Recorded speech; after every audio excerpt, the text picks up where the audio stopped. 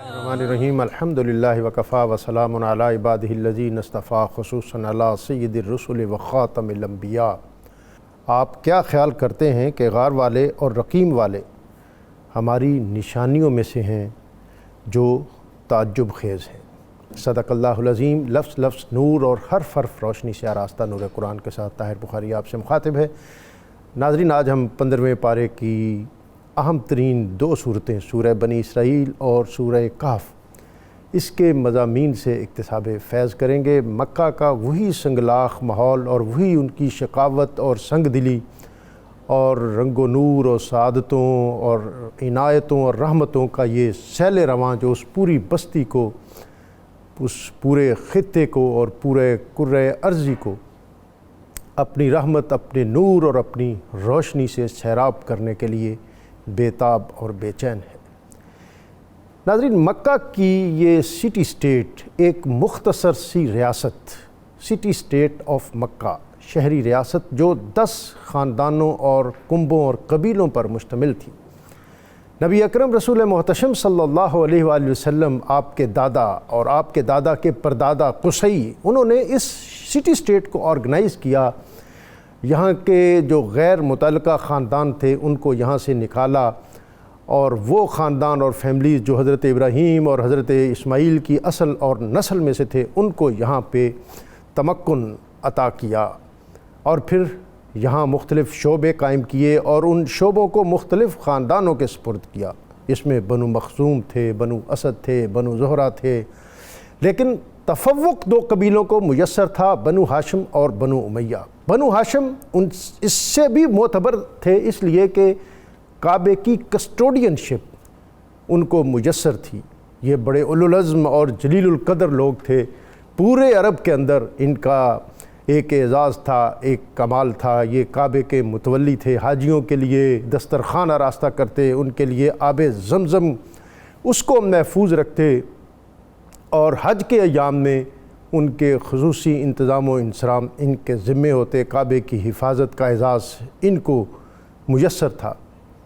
بنو امیہ خارجی اور داخلی امور، سفارتکاری ان کے پاس تھی، قیصر اور کسریٰ کے دربار میں ان کا ایک رعب اور پہچان تھی، اور دنیا کے اندر جہاں جہاں تجارت ہوتی تھی، تجارتی قافلے مکہ سے جو چلتے تھے ان کے لیے ٹیکس فری ٹریڈنگ، یہ ان لوگوں کو، ان کے قافلوں کو یہ اعزاز میسر تھا۔ اور دنیا کے اندر جب کہ تجارتی قافلے لوٹے جاتے تھے، قریش کے قافلے جہاں جہاں اور جدھر جدھر جاتے، ان کو کعبے کی اس کسٹوڈین شپ کے سبب ایک تحفظ اور ایک نگہبانی اور نگہداشت یہ ہر جگہ میسر رہتی تھی۔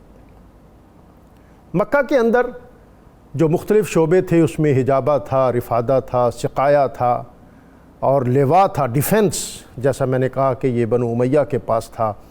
اور اس میں ایک اہم ترین شعبہ دار الندوہ، یہ ایک پارلیمنٹ ہاؤس تھا جس میں ہر قبیلے کے وقی، شاندار اور زیرک اور دانا لوگ اس کے ممبر ہوتے تھے۔ 40 سال کی عمر میں اس کی ممبرشپ ملتی تھی۔ ندوہ کی تاریخ میں 2 لوگ ایسے ہیں جن کو ان کی ایج ریلیکس کرتے ہوئے وقت سے قبل ممبرشپ تھی، ایک حضرت عمر تھے اور دوسرا ابو جہل۔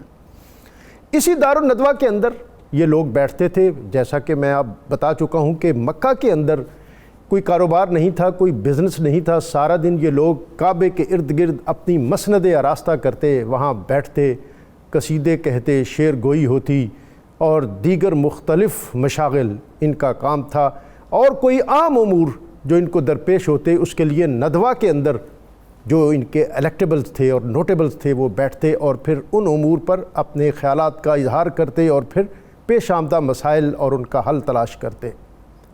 ابتدائی طور پر نبی اکرم رسول محتشم صلی اللہ علیہ وآلہ وسلم، آپ نے جب اعلان نبوت فرمایا، اور جیسا کہ حالی نے کہا کہ یکا یک ہوئی غیرت حق و حرکت، بڑا جانب بو قبے صبر رحمت، ادا خاک بطحا نے کی وہ ودیت، چلے آتے تھے جس کی دیتے شہادت، ہوئی پہلوے آمنہ سے ہویدا، دعائے خلیل اور نوید مسیحا۔ ابتدائی طور پر بہت زیادہ نوٹس نہ کیا گیا، کھانے ہوئے، دعوتیں ہوئیں، چھوٹی موٹی جھڑپیں ہوئیں، لیکن بتدریج یہ امر اور دعوت و تبلیغ کا کام جب سنجیدگی اختیار کرتا گیا تو ندوہ کے جو اکابرین تھے وہ بھی متحرک ہوئے۔ چنانچہ ان کا ایک اعلیٰ سطحی وفد حضرت ابو طالب کی خدمت میں 1 مرتبہ، 2 مرتبہ اور 3 مرتبہ حاضر ہوتا رہا، جس میں عتبہ، عتیبہ، شیبہ، عقبہ بن ابی معیط اور نضر بن حارث جیسے لوگ شامل تھے، اور انہوں نے بتدریج حضرت ابو طالب کو اس امر پر رضامند کرنے کے لیے کوشاں رہے کہ آپ یا تو اپنے بھتیجے کو اس امر سے باز رکھیں کہ وہ ہمارے معبودان کو غلط کہتے ہیں، ہمارے بزرگوں کو ان کی تکذیب کرتے ہیں، اور یا پھر آپ ان کو ہمارے حوالے کر دیں۔ حضرت ابو طالب مسلسل نبی اکرم رسول محتشم صلی اللہ علیہ وآلہ وسلم آپ کی حفاظت اور آپ کے گرد ایک حصار کو قائم کیے رکھے۔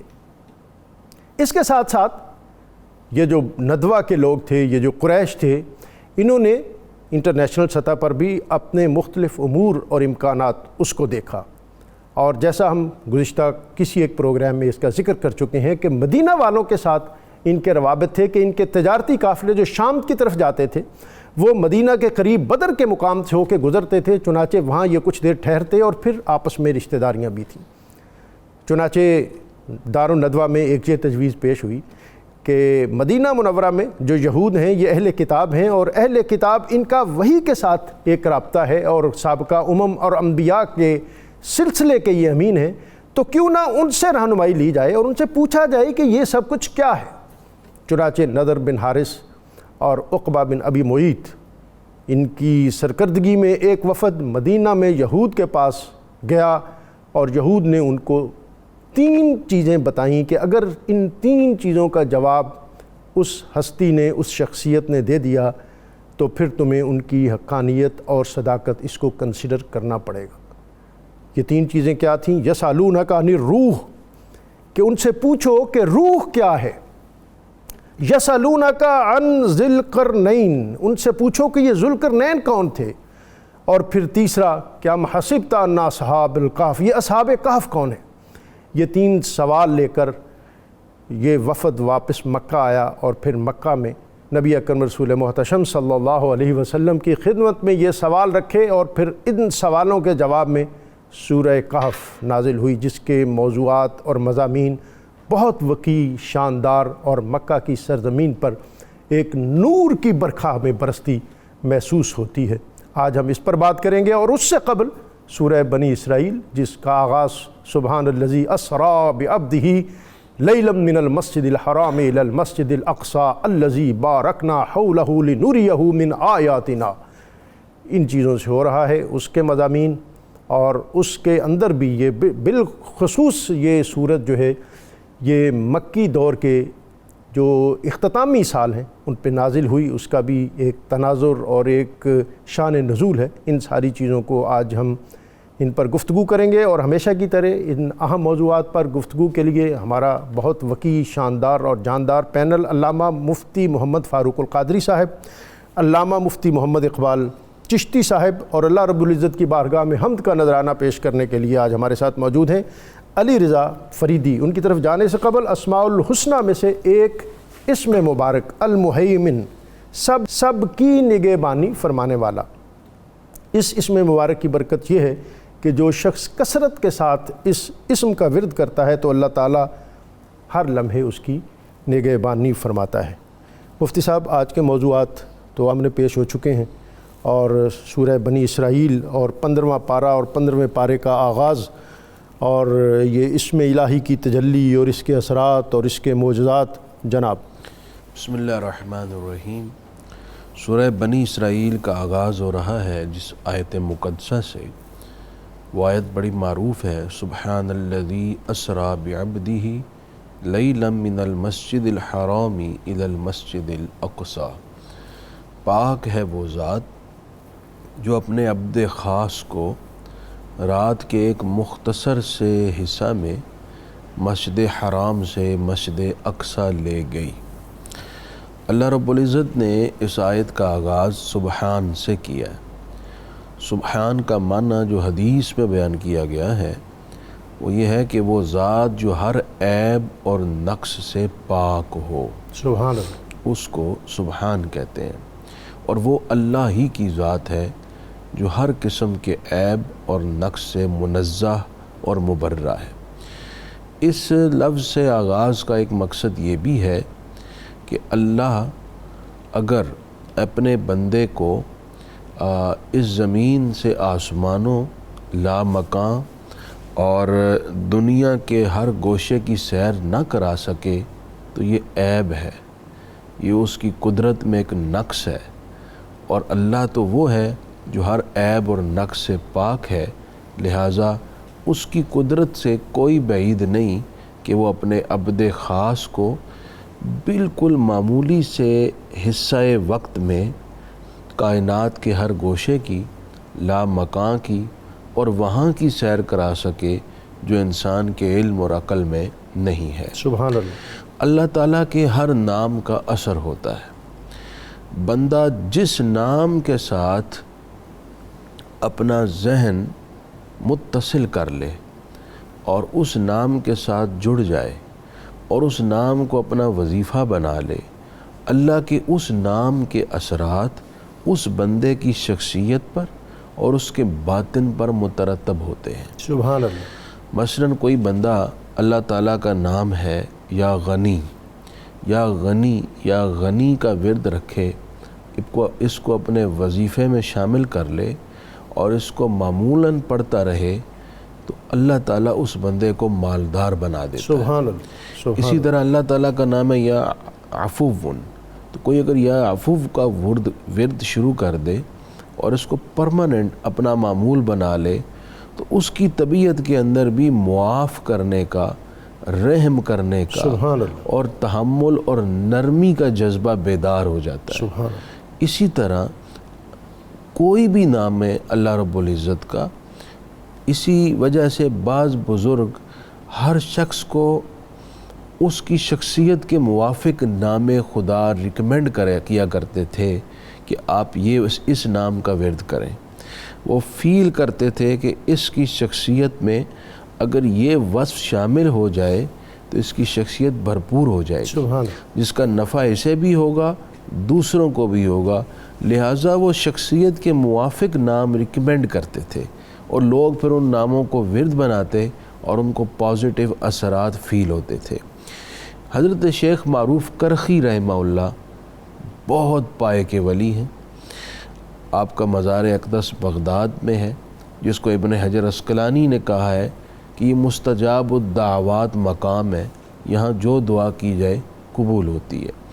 شیخ معروف کرخی کی خدمت میں ایک شخص حاضر ہوا، عرض کی حضور میرے ہاں بیٹے کی ولادت ہوئی ہے تو میں آپ کی خدمت میں سیدھا آ رہا ہوں تاکہ آپ خیر اور برکت کی دعا کر دیں۔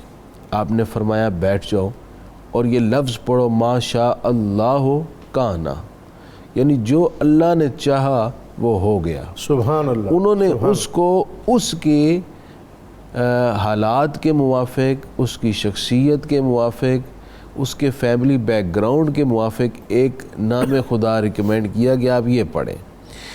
اس آدمی کو کہا 100 مرتبہ پڑھو، اس نے پڑھ لیا، فرمایا اور پڑھو 100 مرتبہ، اسے 200 مرتبہ پڑھ لیا، پھر 5 مرتبہ اس سے پڑھوایا، یعنی 5 تسبیحاں 500 مرتبہ پڑھوایا تو اچانک دروازے پر دستک ہوئی۔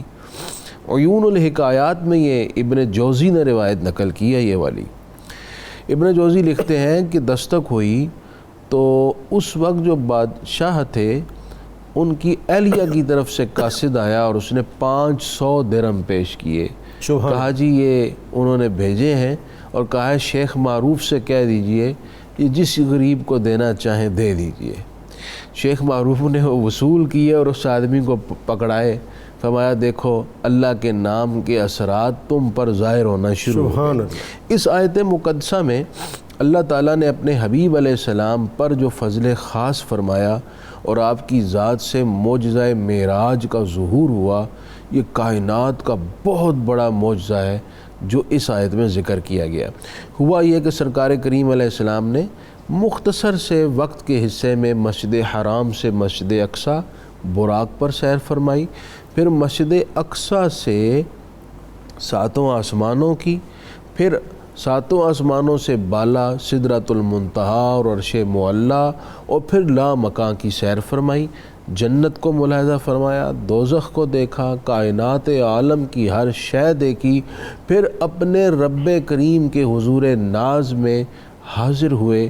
پروردگار عالم نے اپنے حسن ازل کو بے نقاب کیا اور اپنے حبیب علیہ السلام کو اپنا جلوہ پاک دکھایا۔ اس سفر میں سرکار کریم علیہ السلام 5 نمازوں کا تحفہ لائے، کائنات بالا کے اسرار اور رموز سے پردے ہٹائے، اور انسانیت کے لیے آفاقی کائنات اور تسخیر کائنات کا دروازہ کشادہ کیا، اور لوگوں کو بتایا کہ انسان کے اندر یہ کیپیسٹی ہے، اللہ نے رکھی ہے، اگر وہ اپنی ذات کو مسخر کر لے پھر عالم بالا کے دروازے کھل سکتے ہیں، اور انسان اگر کوشش کرے تو اس سطح زمین سے عالم بالا کا بھی سفر کر سکتے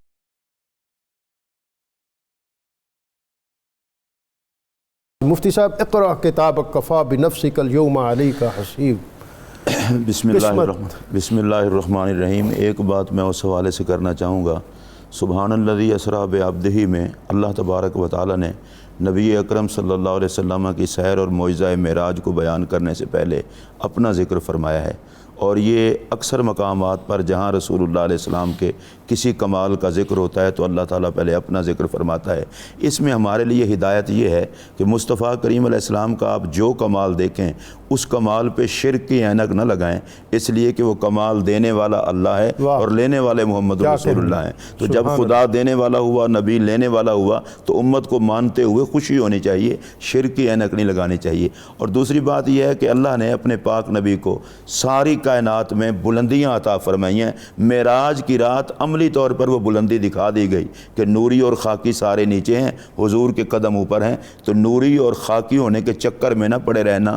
نوری اور خاکی جس کے خادم ہیں اس مخدوم کونین کا نام جناب محمد رسول اللہ ہے صلی اللہ علیہ وسلم۔ اور یہ جو آیت کریمہ 13 اور 14 نمبر آیت ہے، پڑھو اپنا دفتر عمل۔ ہاں جی، یہ اصل میں جو دور جاہلیت کی ساری رسمیں ہیں قرآن ان سب کو ختم کرتا ہے، اور اللہ تبارک و تعالیٰ نے قرآن مجید میں انسانیت کی ہدایت کے لیے اتاری ہے کتاب۔ تو قرآن مجید کہتا ہے پہلے لوگوں کی عادت تھی کہ وہ فعل پر زیادہ یقین رکھتے تھے، اور فعل کا ان کا طریقہ یہ ہوتا تھا کہ پرندہ لیا اور پرندے کو اڑایا، وہ دائیں اڑ گیا تو کہا ٹھیک ہے ہمیں کام کر لینا چاہیے، بائیں اڑ گیا تو کہا نہیں کرنا چاہیے، یہ تو منحوس عمل ہے۔ اچھا، صرف اس وقت ہی نہیں، اب کچھ دنوں سے یہ چکر پاکستان میں تھوڑا سا نظر نہیں آتا، نہیں تو عام طور پر آپ نے بھی دیکھا ہوگا سڑکوں پر بیٹھے ہوتے تھے، اور ان دنوں میں مجھے ہی پتہ نہیں ہوتا پروفیسر فلاں صاحب، پروفیسر فلاں صاحب قسمت کا حال پوچھیے، اور ڈاکٹر صاحب ہنسی اس بات پر آتی تھی کہ دوپہر کا وقت ہو کہ جب جانور بھی سائے کے نیچے ہوتے ہیں اور وہ بیچارہ دھوپ پہ بیٹھا ہوتا تھا فٹ پاتھ پہ، اور وہ کہہ رہا تھا قسمت کا حال پوچھیے، اور لوگ اس سے قسمت کا حال پوچھ رہے ہوتے، جس بیچارے کو اپنی قسمت کی حال کا نہیں پتہ، جو اپنا مقدر نہیں سنوار سکتا تھا وہ لوگوں کو سنوار رہا۔ اور پھر یہ ہے کہ اشرف المخلوقات ہو کر طوطے سے پوچھتے پھرتے ہیں کہ ہمیں بتاؤ ہمارا حال کیا ہوگا۔ تو قرآن مجید نے کہا کہ ہر انسان کے لیے ہم نے اس کا نامہ اعمال اس کی گردن میں لٹکا دیا ہے، نوشتہ دیوار، جو کچھ نوشتہ تقدیر، جو کچھ اس کا ہے وہ سارا کچھ اس کے گلے میں ہے، ادھر ادھر کے وہ دھکے نہ کھائے۔ اصل میں ہوا یہ کہ اللہ تبارک و تعالیٰ کے علم میں ہے سب کچھ، اس کے علم ازلی میں، کہ اس انسان نے آگے چل کر کیا ہونا ہے کیا نہیں ہونا، وہ خوش بخت ہوگا یا بدبخت ہوگا۔ اس حوالے سے ایک بات یہ ذہن میں رکھنی ضروری ہے، بعض لوگ سمجھتے ہیں کہ جب تقدیر میں لکھا ہوا ہے ہمارا بدبخت ہونا اور تقدیر میں لکھا ہوا ہے خوش بخت ہونا، نیک ہونا، گناہ گار ہونا، تو پھر ہم تو کسی چیز کے پابند نہ رہے۔ اس کا یہ مطلب نہیں ہے۔ اللہ تبارک و تعالیٰ کی ذات جانتی تھی کہ اس انسان نے آگے چل کے بدبختی کے راستے پر چلنا ہے یا اس انسان نے خوشبختی کے راستے پر چلنا ہے، تو اللہ نے اپنے علم کے مطابق جو کچھ اس نے کرنا تھا وہ لکھ دیا ہے۔ اور دوسری ایک بات یہ ہے کہ اللہ تعالیٰ نے ہر کسی کا رزق لکھ دیا ہوا ہے، ہر کسی کی عمر لکھ دی ہوئی ہے، اور یہ بھی لکھ دیا ہوا ہے کہ یہ صحت مند ہوگا کہ بیمار ہوگا۔ اب جو کچھ لکھا ہوا ہے اور اس کے لیے انسان جو مرضی کر لے، کچھ بھی نہیں ہو سکتا، وہ لکھا ہوا ہو کے ہی رہنا ہے۔ اس لیے وہ فالے نہ نکلوائے، بدشگونی کے چکر میں نہ پڑے۔ حضرت موسیٰ علیہ السلام کی قوم نے ان کو کہا تھا کہ جب ان پر کوئی بدنصیبی کی آتی تو وہ کہتے یہ موسیٰ علیہ السلام اور ان کے ساتھیوں کی وجہ سے ہے، اور جب کوئی اچھا ماحول ہوتا تو کہتے یہ تو ہماری وجہ سے ہے۔ اللہ پاک نے فرمایا یہ سب کچھ اللہ کی طرف سے ہے، تمہاری بد عملیوں کا نتیجہ تمہیں ملتا ہے، جناب کلیم اللہ علیہ السلام کے لیے نہ کہو۔ اور نبی پاک صلی اللہ علیہ وسلم نے اپنی امت کو سختی سے روکا ہے یہ بدفعالی سے۔ سرکار نے فرمایا اگر کوئی بندہ بدفعالی کرتا ہے تو وہ مشرک ہے۔ صحابہ کرام نے پوچھا یا رسول اللہ وہ شرک سے توبہ کرے کس طرح کرے، کفارہ کس طرح ادا ہوگا؟ فرمایا اسے اپنی زبان سے کہنا چاہیے یا اللہ وہی کچھ ہوتا ہے جو تو چاہتا ہے، فعل تیری طرف سے ہے، خیر تیری طرف سے ہے، تیرے علاوہ کوئی اور عبادت کے لائق نہیں ہے، اور پھر وہ اپنے کام کے لیے چلا جائے۔ اچھا آج کل بھی یہاں بڑی جہالت ہے، کہتے ہیں جی وہ بلی سامنے آ جائے تو آپ نے نہیں جانا، کالا کتا سوا سوا مل جائے تو اس میں آپ کو کام کو کچھ نہیں ہوگا، حالانکہ ان چیزوں کا کوئی دخل اس بات میں ہے ہی نہیں۔ اور رسول اللہ علیہ السلام نے جس بدفعالی کو شرک قرار دیا ہے، اگر اس وقت بھی دور جاہلیت والی ان عادتوں میں کوئی شکار ہوتا ہے تو یقیناً اس کو نبی پاک علیہ الصلوۃ والسلام کی کتاب اور آپ کے نور ہدایت سے نور نصیب نہیں ہوا۔ ہمیں سب کچھ اللہ کے سپرد کرنا چاہیے، اور اللہ کے سپرد کر کے جو ہمارے کرنے والا کام ہے وہ یہ ہے کہ ہم برائیوں سے بچیں اور نیکی کے کام کی طرف آئیں۔ یہ ہے ہمارے کرنے والا کام، باقی جو کچھ تقدیر میں ہے وہ اللہ کے علم میں ہے، وہ وہی کچھ ہونا ہے۔ یہ بلا وجہ کے جو توہمات ہمارے اس خطے میں کچھ ہندو میتھولوجی کی وجہ سے آئے، تو ہمارا دین اور ہمارے صوفیاء نے ان کو جس طرح کنڈیم کیا اور پھر اللہ کی ذات پر جو تیقن عطا کیا اسی کو آج حرز جاں بنانے کی ضرورت ہے۔ مفتی صاحب ہمارا اگلی جو آیت ہے آیت 16، اور جب ہم ارادہ کرتے ہیں کہ ہلاک کر دیں کسی بستی کو، خوشحال لوگوں کی غلطی اور پورے معاشرے پر عذاب۔ ڈاکٹر صاحب یہ بھی بہت اہم مضمون ہے۔ اللہ تعالیٰ نے اپنی حکمت کے مطابق کسی کو مال اور دولت کی فراوانی دی ہے، کسی کو تنگ دست بنایا ہے، کسی کو درمیانہ درجے کا رزق دیا ہے، لیکن جس کو جس حال میں رکھا ہے اس حال میں رہنا اس کے لیے بہتر، اسی میں اس کی خیر تھی۔ اگر کوئی شخص اس حال میں اللہ تعالیٰ کا شکر ادا نہیں کرتا، نافرمانی کا راستہ اختیار کرتا ہے، تو وہ ایسی راہ کو اختیار کرتا ہے جس سے سوسائٹی کے لیے اجتماعی طور پر آزمائش آ سکتی ہے۔ خصوصاً اس آیت میں ذکر کیا گیا ہے سوسائٹی کے مالدار لوگوں کے حوالے سے۔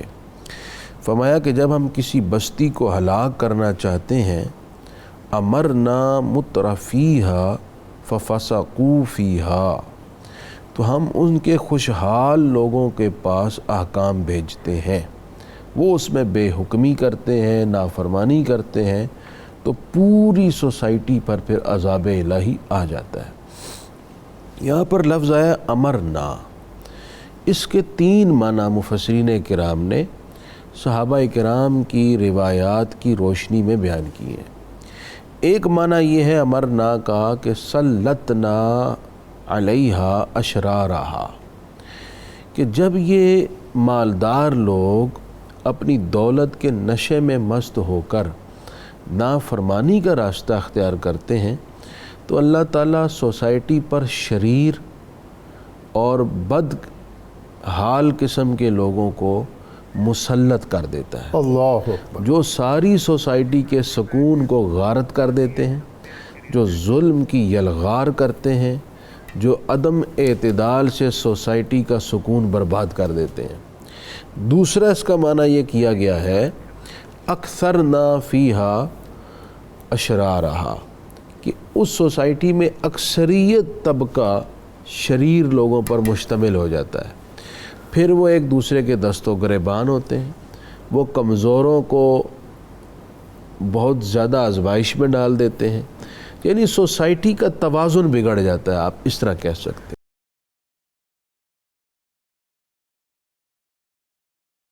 مفتی صاحب ہمارا اگلا جو سورہ ہے سورہ کہف، اور کچھ اسکالرز کے سوال بھی ہیں، لیکن میں اس سے پہلے آپ کو سورہ کہف اور اس کے رموز و اسباق جناب۔ بسم اللہ الرحمن الرحیم۔ ڈاکٹر صاحب بہت ساری چیزیں بیچ میں آ گئی ہیں تو ایک ایک جملہ میں عرض کروں گا۔ اصحاب بدر نبی اکرم صلی اللہ علیہ وسلم نے ان کے بارے میں اللہ کی بارگاہ میں عرض کی تھی، یا اللہ آج جو بدر کے میدان میں قافلہ تیار کر کے لایا ہوں، اگر یہ آج یہاں شہید ہو گئے تو قیامت تک تیری عبادت نہیں ہوگی۔ ان کی شان کے لیے میرے آقا کا یہ ایسا جملہ ہے، جن لوگوں کو ایمان کی دولت نصیب ہے وہ ہمیشہ اصحاب بدر کو عزت اور احترام کے ساتھ سلام کرتے رہیں گے انشاءاللہ۔ اور دوسری شخصیت حضرت سیدہ ام المومنین عائشہ صدیقہ رضی اللہ تعالیٰ عنہ، ان کی عظمت کے حوالے سے میں ایک ہی بات عرض کرنا چاہوں گا کہ ان کی گود میں میرے آقا کا وصال ہوا اور ان کے حجرے میں میرے آقا کا مزار بنا، اور نصف دین قرار دیا۔ اور یہ نبی پاک علیہ السلام، آپ یوں بھی کہہ سکتے ہیں کہ سیدہ عائشہ صدیقہ رضی اللہ تعالی عنہا کو یہ اعزاز حاصل ہے، آج بھی میرے آقا ان کے گھر میں رہتے ہیں۔ اللہ اکبر۔ تو اس لیے سیدہ عائشہ پاک کے حوالے سے کسی قسم کی بات کرتے ہوئے اس بات کا خیال رکھنا چاہیے کہ جس مائی صاحبہ کا، جس اماں صاحبہ کا حجرہ خدا کے عرش سے، جنت سے، کرسی سے زیادہ شان والا ہے، تو اس حجرے والی سیدہ عائشہ کا مقام کیا ہوگا۔ اور کالر نے پوچھا تھا اعتکاف کے حوالے سے، تو ان کے یہ ہے جی کیا ہمیں اختیار کرنا چاہیے۔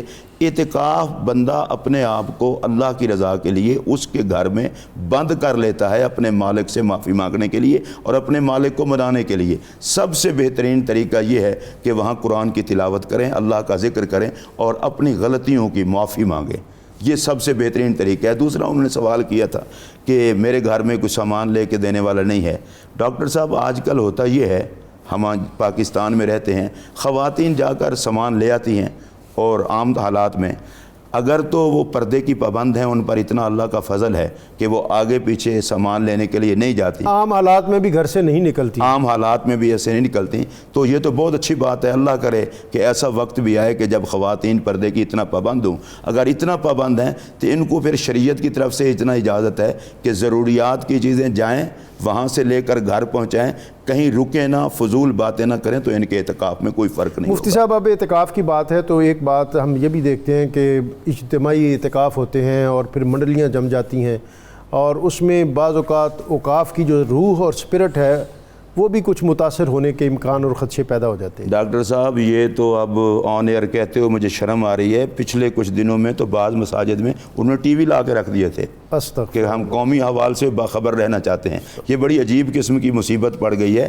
اعتکاف کی روح فوت ہوگی تو اعتکاف بیٹھنے کا، اوقاف ہو یا عام انتظامیہ ہوں، یہ کم از کم دیکھ لیں جو بندہ اعتکاف بیٹھ رہا ہے وہ اس قابل بھی ہے کہ وہ اعتکاف اور مسجد کی حرمت کا خیال رکھے گا، مسجد کی حرمت کا خیال بھی رکھا جائے اور اعتکاف کو بھی۔ اور ویسے بھی آپ دیکھیں پابندی نہیں ہے کہ بالکل گوشہ نشین ہو کے کسی سے بات نہ کرے، لیکن اس بات کی بھی اجازت نہیں ہے کہ سارا وقت گپوں میں لگا دے اور اپنے اعتکاف کو ضائع کر بیٹھے۔ وقت ذرا کم ہے تو اصحاب کہف پہ ذرا ان کے حوالے سے وہ تفصیلی تو بیان نہیں ہو سکے گا۔ یہ اللہ کے وہ خوش نصیب بندے تھے کہ جنہوں نے اس وقت کے ظالم بادشاہ کے ظلم سے، جو کہ جبراً دین چھڑواتا تھا، بت پرستی پہ مجبور کرتا تھا، اپنے ایمان کی حفاظت کی خاطر انہوں نے اپنا علاقہ چھوڑا اور ایک غار میں چلے گئے کہ یا اللہ تو ہماری حفاظت فرما، ہماری مدد فرما تاکہ ہمارا ایمان محفوظ رہے اور ہم اس ظالم کے ظلم سے بچ جائیں۔ اللہ پاک نے ان پر فضل فرمایا، ان پر نیند طاری کر دی اور اللہ نے اپنے فضل کا ایسا مینہ برسایا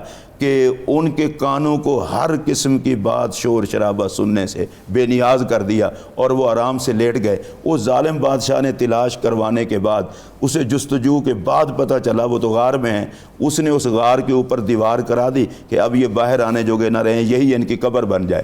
لیکن اللہ تعالیٰ جب مدد فرماتا ہے تو وہ جو دیوار کرنے والا شخص تھا وہ بھی کوئی اچھا آدمی تھا، اس نے ان کے نام لکھے اور سارا واقعہ لکھا کہ کس وجہ سے یہ ادھر ہیں، اور ایک صندوق میں اسے بند کر کے وہاں رکھ دیا اور ایک اس کے شاہی خزانے کے اندر بھی ایک تختی لکھوا کے سرکاری ریکارڈ میں بھی، سرکاری ریکارڈ میں بھی، تاکہ اسے پتہ تھا شاید وہ دور ایسا ہوگا کہ جس دور میں سرکاری ریکارڈ جلایا نہیں جاتا ہوگا، محفوظ رکھا جاتا ہوگا، وہاں رکھ دی گئی۔ اب وہ اس کا بیڑا غرق ہوا دقیانوس کا، اور اس کے بعد زمانہ گزر گیا، سینکڑوں سال گزر گئے، اتفاق سے وہاں بادشاہ نیک آ گیا اور اب وہاں صورتحال پہلے والی نہ رہی اور اللہ کو جو منظور تھا وہ ہونا ہی تھا۔ اب وہاں ایک چکر شروع ہو گیا کہ کچھ لوگ تھے جو کہتے ہیں یہ کیسے ہو سکتا ہے، مرنے کے بعد بندے اٹھیں گے۔ اب وہ بادشاہ نیک تھا، اس نے کہا کہ اب تو یہ باس بعد الموت کا انکار کرنے لگے ہیں۔ اس نے اللہ کی بارگاہ میں دعا کی رات کو دروازہ بند کر کے یا اللہ کوئی ایسی دلیل دے کہ میرے ملک سے یہ باس بعد الموت کا انکار ختم ہو جائے۔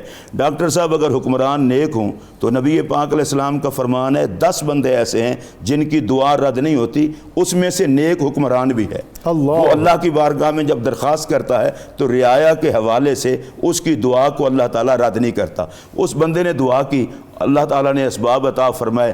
القصہ مختصر، اب میں آگے واقعہ بڑھاؤں گا تو آپ بھی قریب ہے کہ آپ فرما دیں، اس کو یہیں رکھتے ہیں۔ تو القصہ مختصر، اصحاب کہف، وہ حاکم شہر اصحاب کہف کے دروازے پر پہنچ گیا۔ اس میں بھی بڑی حکمتیں ہیں کہ وہ ایک بندے نے وہاں اپنی بکریوں کو ٹھہرانے کے لیے وہ غار کے دہانے چلا گیا، اس نے دیوار توڑی تو آگے اصحاب کہف کو اللہ تعالیٰ نے بیدار کر دیا۔ وہ بیدار ہوئے اور بیدار ہو کر تو سوئے رہے سینکڑوں سال تو کوئی بھوک نہیں لگی، بیدار ہوئے تو فوراً ان کے ذہن میں خیال آیا بھوک لگی، ہمیں کھانا پینا چاہیے۔ وہ دقیانوسی دور کا جو سکے انہوں نے ساتھ رکھے ہوئے تھے وہ ایک شخص کو دے کر بھیجے، آپ جاؤ لے آؤ، اور کس سے لڑنا جھگڑنا نہ کہ پکڑے نہ جائیں۔ وہاں اس سکے کی وجہ سے وہ پکڑے گئے، حاکم شہر کے پاس لے جایا گیا۔ انہوں نے کہا ہم بوڑھے ہو گئے ہیں، یہ سکہ ہم نے نہیں دیکھا تو تم یہاں کہاں سے لائے ہو؟ انہوں نے وہ سارا واقعہ بتایا۔ حاکم شہر پھر ادھر آیا، ساری صورتحال کے بعد پھر وہ بادشاہ وہاں پر آیا خود، اور وہ دیکھ کر کے خوش ہوا۔ اس پر صرف میں 2 باتیں عرض کرنا چاہتا ہوں۔ پہلی بات، کتا ان کی غار پہ بیٹھا تو اس کتے کا ذکر بھی قرآن میں آ گیا۔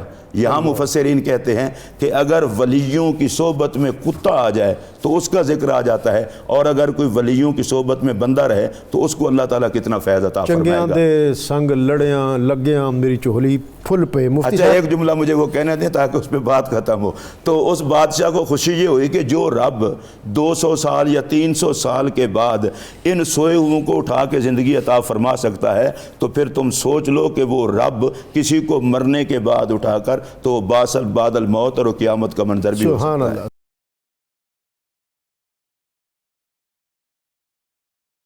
مفتی صاحب آگے جو قصہ جو ہے حضرت موسیٰ اور حضرت خضر کا بڑا معروف ہے، اور اس کے لیے تو ظاہر ہے کہ الگ سے نشست درکار ہے، لیکن آپ یقیناً اس کو سمیٹ سکتے ہیں اور چند منٹوں میں سمیٹ سکتے ہیں، اور اس کا جو سبق ہمیں اپنے عطا کرنا ہے وہ بھی عطا فرما۔ یہ ڈاکٹر صاحب سورہ کہف کے حوالے سے ایک بات میں یہ بھی عرض کر دوں، حکم ہے کہ اس کو شب جمعہ اور جمعے والے دن تلاوت کیا جائے۔ سورہ کہف کو شب جمعہ اور یا جمعے والے دن یا دونوں؟ شب جمعہ پڑھی جائے تو فرمایا جس جگہ بندہ پڑھ رہا ہے اس کی جگہ سے لے کر مکہ شریف تک نور ہی نور پیدا ہو جاتا ہے۔ اللہ اکبر، اللہ۔ اور اگر جمعے والے دن پڑھے تو فرمایا کہ اس جمعے سے لے کر اگلے جمعے تک پڑھنے والے کے لیے اللہ نور ہی نور کر دیتا ہے۔ سبحان اللہ، سبحان، یہ اپنی عادت بنا لیجیے۔ سبحان اللہ۔ سورہ کہف کے اندر 3 واقعات کا ذکر ہے، اصحاب کہف کا، حضرت موسیٰ و خضر علیہ السلام کا، اور تیسرا واقعہ ہے حضرت خضر علیہ السلام کے خالہ زاد بھائی سکندر ذوالقرنین کا، جو یاجوج ماجوج سے متعلق ہے، اکثر ہم سنتے ہیں۔ جو واقعہ آپ مجھے فرما رہے ہیں وہ ہے موسیٰ و خضر علیہ السلام کا واقعہ۔ موسیٰ علیہ السلام نے عرض کی مالک اس وقت سب سے بڑا عالم کون ہے؟ آپ کی شاید اس جانب توجہ تھی کہ اللہ تعالیٰ میرا ذکر فرمائے۔ اللہ تعالیٰ نے فرمایا خضر ہے۔ تو عرض کی مالک میں اسے ملنا چاہتا ہوں، کیسے ملوں، کہاں ملوں؟ اللہ رب العزت نے فرمایا کہ مچھلی کو اپنی ٹوکری میں ڈالو اور سفر شروع کر دو، جہاں وہ مچھلی غائب ہو جائے وہاں وہ تمہیں مل جائے گی۔ آپ نے اپنے خادم حضرت یوشع بن نون کو ساتھ لیا، مچھلی لی، سفر پر روانہ ہو گئے۔ بہرحال ایک جگہ مچھلی غائب ہوئی، آپ آگے نکل گئے تھے، واپس آئے، اس جگہ حضرت خضر علیہ السلام کو دیکھا کہ ایک بزرگ بیٹھے ہیں چادر اوڑھے، وہ حضرت خضر تھے۔ ان کو تعارف کروایا، انہوں نے فرمایا کہ آپ موسیٰ بنی اسرائیل ہیں؟ فرمایا ہاں۔ کیسے تشریف لائے؟ فرمایا یہ بات ہے۔ تو انہوں نے فرمایا ہاں، اللہ تعالیٰ نے 2 قسم کے علم رکھے ہیں، جو علم آپ کے پاس ہے وہ میرے پاس نہیں، جو میرے پاس ہے وہ آپ کے پاس نہیں۔ ہم تو ڈاکٹر صاحب ہمیں تو ابھی علم کی آئین کا نہیں پتہ، ایسے ہی ہے۔ علم تو اتنا بڑا سمندر ہے جس کی انتہائی کوئی نہیں ہے، وہ عالم الغیب کا ہی سارا علم ہے۔ لیکن اللہ تعالیٰ اپنے بندوں کو جس طرح کا علم دیتا ہے عطا فرماتا ہے۔ آپ دیکھ لیں کتنے لوگ ہیں اور ہر ایک کے پاس علم کی ایک نئی جہت ہے، کوئی کسی چیز کا سائنٹسٹ ہے، کوئی کسی چیز کا علم میں عبور رکھتا ہے۔ خیر حضرت خضر علیہ السلام نے فرمایا میرے پاس علم الاسرار ہے، آپ کے پاس علم الشرائع ہے۔ موسیٰ علیہ السلام نے ان کے ساتھ رہنے کی، ان سے بات کی تو انہوں نے فرمایا ٹھیک ہے، لیکن میری شرط یہ ہے کہ میرے کسی فعل پر آپ سوال نہیں اٹھائیں گے۔ موسیٰ علیہ السلام نے فرمایا ٹھیک ہے، روانہ ہو گئے۔ شرائط طے ہو گئی، شرائط طے ہو گئی۔ سمندری سفر پر پہلے روانہ ہوئے، جس کشتی پر سوار ہوئے تھوڑی دیر کشتی چلی تو خضر علیہ السلام نے اپنے تھیلے سے کلاڑی نکالی اور کشتی کا ایک تختہ توڑ کر سمندر میں پھینک دیا۔ موسیٰ علیہ السلام نے کہا یہ آپ نے کیا کیا، سارے غرق ہو جائیں گے۔ آپ نے فرمایا میں نے کہا تھا میرے ساتھ صبر نہیں کر سکیں گے۔ فرمایا اب میں دوبارہ سوال نہیں اٹھاؤں گا، چلیے۔ خشکی کے سفر پر آئے تو ایک ماں نے ایک گود میں چھوٹا سا بچہ اٹھایا ہوا تھا۔ خضر علیہ السلام نے وہ بچہ پکڑا، اس کا گلا دبایا، مار دیا اور اسے زمین پر ڈال دیا۔ موسیٰ علیہ السلام نے ایک خونی منظر دیکھا، پھر صبر نہ کر سکے۔ یہ آپ نے کیا کیا؟ موسیٰ تھے وہ، موسیٰ تھے۔ تو انہوں نے کہا آپ نے ایک بچے کو بغیر کسی وجہ کے مار دیا۔ خضر علیہ السلام نے فرمایا میں نے کہا تھا آپ صبر نہیں کر سکے۔ فرمایا چلے میں اب سوال نہیں کروں گا۔ پھر دوبارہ چل پڑے، ایک گاؤں میں داخل ہوئے، وہاں ایک گرتی دیوار تھی۔ حضرت خضر علیہ السلام نے اس میں عزم پڑا، اس دیوار کو درست کیا اور اس کو صحیح کر کے بنا دیا۔ موسیٰ علیہ السلام نے پھر پوچھا کہ ان گاؤں کے لوگوں نے ہماری میزبانی نہیں کی، ہمیں کھانے تک کا نہیں پوچھا، اور آپ اگر دیوار بنانا ہی چاہ رہے تھے تو ان سے اجرت لے لیتے۔ خضر علیہ السلام نے فرمایا کہ اب بس، آپ نے پھر سوال اٹھایا، اب ہمارا سفر یہیں تک ہے، لیکن اب میں آپ کے سامنے اپنے ان افعال کی حکمتیں بیان کرتا ہوں کیا تھی۔ فرمایا کہ سب سے پہلے جو میں نے کشتی کا تختہ اکھاڑا، اس سفر کے آگے ایک ظالم بادشاہ تھا جو ہر بے عیب کشتی کو لوٹ لیا کرتا، کشتی کو ہی اپنے قبضے میں لے لیتا۔ کشتی کا مالک غریب تھا، میں نے اس کشتی کا تختہ اکھاڑ کر عیب دار کر دیا تاکہ بادشاہ اس کشتی پر قبضہ نہ کر سکے۔ میں نے جس بچے کو مارا یہ وہ بچہ ہے جو پیدائشی کافر تھا، بڑا ہو کر اپنے ماں باپ کو کفر کی طرف لے جاتا، اس لیے میں نے اس کو مارا تاکہ ماں باپ محفوظ رہیں۔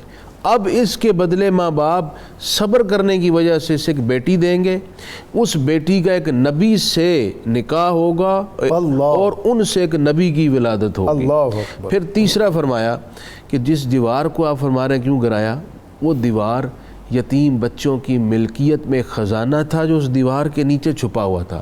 دیوار گر جاتی، خزانہ ظاہر ہوتا، گاؤں والے لوٹ لیتے، لیکن بچے یتیم تھے، باپ نیک تھا، تو اس کے باپ کی نیکی کا حیا کرتے ہوئے مجھے حکم ہوا، میں نے دیوار گرا کے بنائی۔ اور اے موسیٰ، یہ سارے کام میں نے خود نہیں کیے، مجھے میرے رب نے حکم دیا ہے۔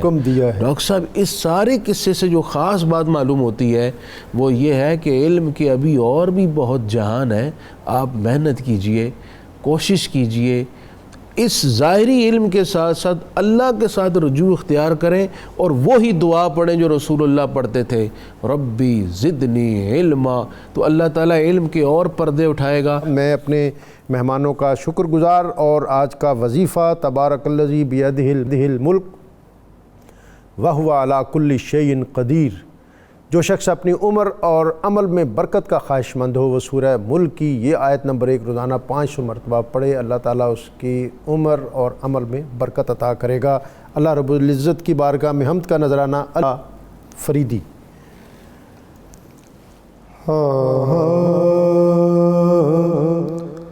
جدھر دیکھتا ہوں ادھر تو ہی تو ہے، جدھر دیکھتا ہوں ادھر تو ہی تو ہے، جدھر دیکھتا ہوں ادھر تو ہی تو ہے، زمانہ خدایا تیرے روبرو ہے، زمانہ خدایا تیرے روبرو ہے، جدھر دیکھتا ہوں ادھر تو ہی تو ہے، یہ سورج یہ چاند اور تارے بنا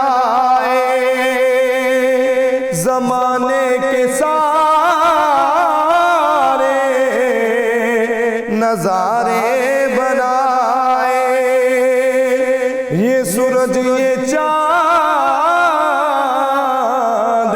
اور تارے بنائے، زمانے کے سارے نظارے بنائے، گلوں میں خدایا تیری رنگ بو ہے، گلوں میں خدایا تیری رنگ بو ہے، زمانہ خدایا تیرے روبرو ہے، خدایا تیری ذات تو لامکاں ہے، خدایا تیری ذات تو لامکاں ہے، جہاں جاؤں تیری رسائی وہاں ہے، تیری ذات پھیلی ہوئی 400 ہے، تیری ذات پھیلی ہوئی 400 ہے، زمانہ خدایا تیرے روبرو ہے، جدھر دیکھتا ہوں ادھر تو ہی تو ہے، زمین آسمان بھی بنائے تو نے، پہاڑوں سے دریا بھی چلائے تو نے، پہاڑوں سے دریا بھی چلائے تو نے، تیری ہر چیز بڑی خوبرو ہے، تیری ہر چیز بڑی خوبرو ہے، جدھر دیکھتا ہوں ادھر تو ہی تو ہے، زمانہ خدا